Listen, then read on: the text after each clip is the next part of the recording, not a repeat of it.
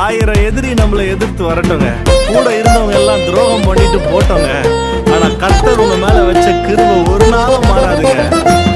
அழிக்க நினைக்கும் மனிதரின் முன் வாழ வைக்கும் தெய்வம் அவர், எதிர்த்து நிற்கும் எதிரியின் முன் உயர்த்தி வைக்கும் தெய்வம் அவர்.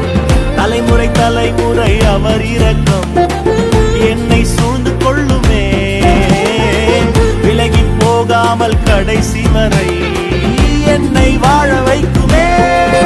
என்னை எழும்பச் செய்பவர், உயர்த்துபவர், என்னை என்றென்றும் வாழ வைப்பவர்.